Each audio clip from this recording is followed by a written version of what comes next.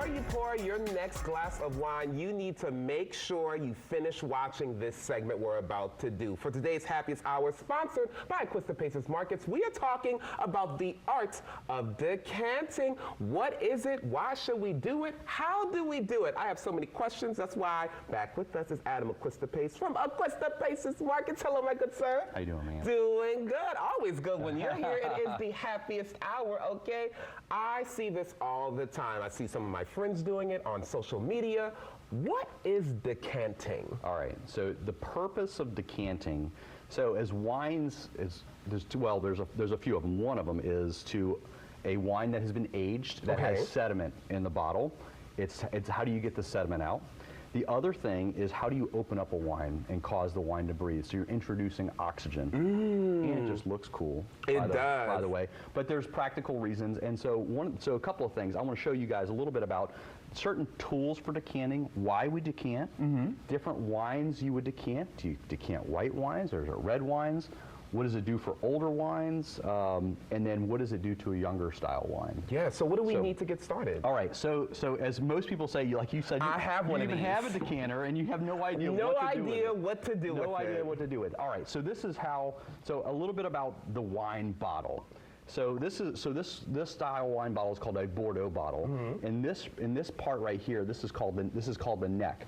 And the reason that the neck is designed the way it is as a wine ages and there's sediment, there could be sediment form at the bottom of the bottle. Basically, as the wine ages, the color and the proteins and other things fall out of the tannins, fall out of the wines. They fall to the bottom. It just doesn't look good. Right. And so how do you filter that out? And so that's what this is right here. So I'm going to kind of show you how to decant.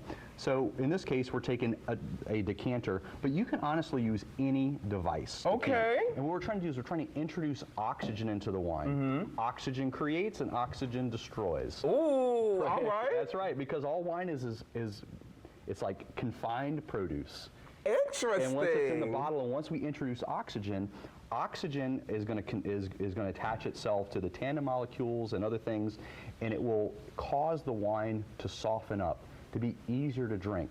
I love it. But if you leave, but if the wine oxidizes over a longer period of time, what happens is the oxygen takes over, and you can start, and you can tell when a wine is oxidized. It will have almost like kind of like an iron, a metallic taste. Ugh, I don't want that. Right. Well, let's see what happens when you pour this in here. So what we're doing here is the way we want to introduce oxygen, you can just pour it in there. You can pour it down the sides of the glass. We're going to pour the whole bottle in. Come on, whole bottle. Because we can.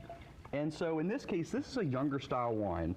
So if you want a younger style wine to if you want to soften that wine up a little bit, but look, when you're pouring it, you see how I'm pouring right here and see I'm leaving a little bit of wine in that neck? Yeah. If there was any sediment in that bottle, it would get trapped right there. So you don't have to pour all of it in. And then the rest would go back in there. I see, because you're pouring it in there, the oxygen is being introduced as you pour it in there. You see that? Oh, yeah. So that's completely natural. That means that this wine hasn't really been fined or filtered a lot, and so the wine has stuff in there, but there's nothing wrong with it. It just means that the wine hasn't been handled a lot. And in this case, so now none of it's going to be in this. None of it's going to be in this wine right here. Okay, I got to taste this because I'm so curious. So you actually decanted some for us before you came on the show today. We did. And I want to taste what it tastes like now that there's a little O2 in there. So this wine, that's right. So this is Heights Cellars. So this is a Cabernet. So we double decanted this. We decanted this wine, and then we let it sit on the table for a while, maybe an hour or so, and then we put it back, and we decanted it back into the bottle. That's why this is so important. A funnel? A funnel, that's right, because it can be a real mess otherwise. So that's the one that's been decanted. And so we're going to open up a good fresh bottle right here. So this is the decanted, and then this is the undecanted. That's correct. And we're going to see if it tastes different. Now, I got to ask you, Yep. Does all wine need to be decanted? So there's a lot of debate about that. So I would say that most all red wines can benefit from some sort of decanting. Heavier style white wines, like Chardonnay or Burgundy, lighter style white wines, probably not so much, don't necessarily need it. But white wines can be aerated too, and it also can help warm up the wine. Full body. Yes, absolutely. Full of flavor. That's right. I can taste the air, okay? Now let me taste the one that's not been decanted. Okay, let's see.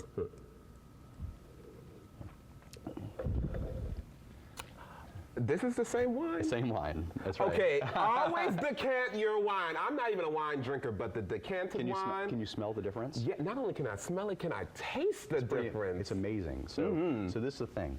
When you open up that bottle of wine and it sits out there, any sort of volatile compounds that's in the wine are going to rise and leave, okay? And so they're able to blow off.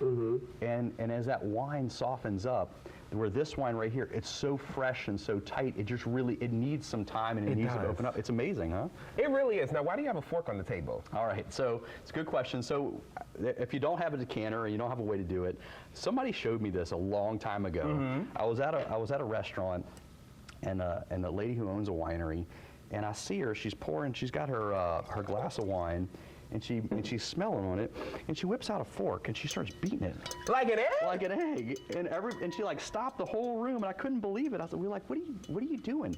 And she's like, well, I'm introducing oxygen. I'm opening up the wine. And it was like a light bulb went off, and she's like, you just do it for 30 seconds. And it was amazing how much it changed the wine. Now, I don't necessarily recommend doing that in a glass because I'm pretty sure you might break it. Okay. But what you could do is that's why I brought these other devices. So if you don't have a fancy decanter at home, you don't need anything. You can literally pour the wine into like a water glass. You could pour it into, a big carafe. And beat it with the fork? You don't even, well, you can if you want to, but you can just let it sit there. Because once you've introduced wine to that, oxygen to that wine, it's in there, and you need to give oxygen like an hour to like work its magic. Now you see, the next time people are going to be at dinner and they pull out a fork and they beat the wine a little bit, say you saw it here on Great Day Louisiana, you're just opening up the wine. Now this was fascinating. Thank you so much, Adam, for being here. And listen, if you all need a decanter, guess what? Acquistapace sells them. They also sell so many different types of wine. For more information about everything they offer, acquistapace.com. 3 locations, 1 in Covington, 1 in Mandeville, and 1 in Slidell. Always drink responsibly, everyone. We'll be right back.